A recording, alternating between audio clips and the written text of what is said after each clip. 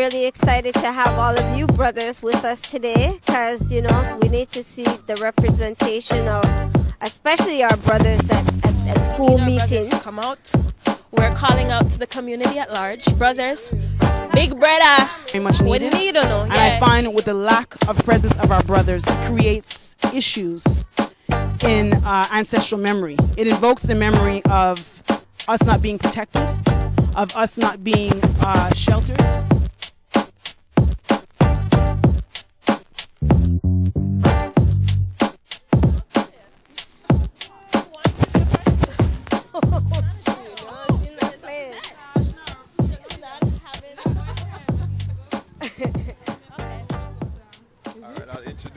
Greetings to all your fans and listeners out there. We're really excited to be part of this presentation today. My name is Yolisa, and I'm the current chair of the school council here at the Afrocentric Alternative School. And we're just finishing a parent advisory council meeting, which we have roughly once a month. And it's an opportunity for us to talk about, critical issues that are impacting our community, particularly the school community, our students and parents in particular. So in terms of the meeting tonight, it was good. It's always good to see people come out. We're really excited to have all of you brothers with us today because, we need to see the representation of especially our brothers at school meetings, because it's always heavily of the female gender.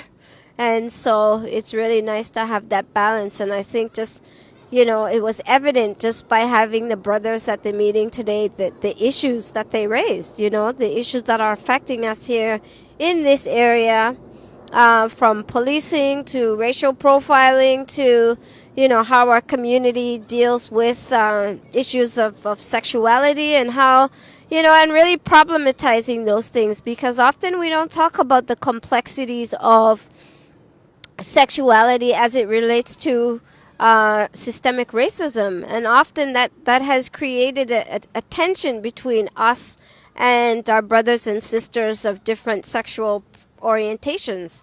And, often they will say things like, at the end of the day, yes, I might be gay or bi or lesbian or whatever, but, the reality is I'm black first, that my blackness and my racial identity, there's no balance between that and my sexuality, right? And so I think then we need to find more creative and more African-centered ways of tackling these issues. And so, because what happens is that, we have these systems, these white supremacist systems imposed on us. And if we don't have administrators who are sensitive, who are conscious, and who are progressive, then basically they're just towing the same old line, and they're no different than everybody else who represents the systems of white supremacy that we live under. And so we want and expect that these issues will be grappled with in very different ways, because we are always seeking to be not only inclusive, but, sensitive and working in ways that are truly going to bring unity among us and help us to really come together in ways that are going to transform our community and our experience overall as African people. Greetings to all viewers. My name is Anita Baker. I am a new parent of the Afrocentric Alternative School, and I'm currently in the position of parent rep and also part of the fundraising committee. I think Mama Yolisa summed up everything so nicely that I'm actually at a loss for words. But just want to add that I think it's important for us as parents to be involved. It's very, very, very important. It's very critical. And so this is why I'm here. I want to be in the know. I want to be a part of change. I want to be a part of solutions. And, so we come out and we get engaged and we follow up and, we act. So, I'm just here to see progress. I'm here to see our youths productively grow. in a safe space for Nubian children. I think it is very important. Our situation at large is very sensitive, and you know, it's the awareness of it. I think a lot of times we run into stumbling blocks because a lot of us still come from a colonized way of thinking, and so diversity is important because we still are gonna need the warrior them round for remind the people them say we could keep the direction and keep the thing on the straight and narrow. So it deep and it's heavy, and we there fight the good fight, as them would I say. And she had touched on the brothers. A big issue, I think, is the fact that there's a lot of estrogen permeating in the air, and because of that, it can cause a lot of conflicts because we lack balance. So we need our brothers to come out. We're calling out to the community at large. Brothers, big brother, we need to know. Yeah, you're welcome, you're needed. Again, it's important for us as an African people to strike a balance because we're all about the balance. So we'll continue to be here, we'll continue to fight, we'll continue to love, we'll continue to support, and we'll be around. Ashe spoke already. I appreciate everything they had to say. As I always love to hear our elders speak on the issues that are very important, as Yolisa is an elder to both of us here.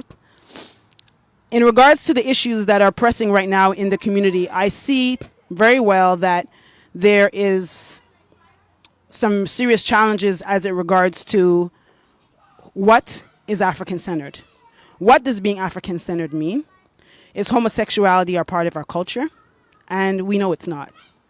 We know the elders Baba Marlene Mabrudi, Baba Amos Wilson, the Honorable Egungun, Divine Ancestor Francis Cresswellsing, the Honorable Marimba Ani, the Honorable Jegna, Khalid Mohammed, all our honorable elders, Dr. Fukiao, our current standing ancestors who walk with us everywhere we go. We know that we wouldn't be here if it was not for heterosexual unions.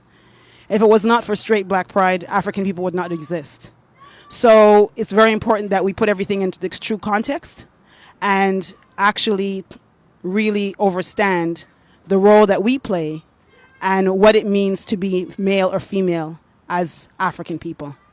Why is it that our ancestors died for us? Why did they go through the struggles that they went through for us as African people? Why is it that they fought to be together and they fought to love each other through all trials and tribulations? Would we be here standing on this earth if it were not for male and female unions? And we know we would not. And we also have to ask, what will our future be if homosexuality becomes a norm in our societies? I wanted to speak about also that part of the reason why I placed my son in this school was because I am an African nationalist, and because being an African nationalist means that I am nation first, I am African first, and obviously, as an African diasporan, that may mean something different, right? Because I don't necessarily have the same experience as other people, especially being born in Canada. So I really appreciate the brothers coming out today, because the presence is very much needed. And I find with the lack of presence of our brothers, it creates issues in ancestral memory. It invokes the memory of us not being protected, of us not being sheltered. It creates a lot of animosity, and it makes, sometimes in certain cases, people don't take you seriously as a female if you stand alone and you speak about certain issues alone without having that divine counterpart, that ma'atic component, because ma'at is about duality.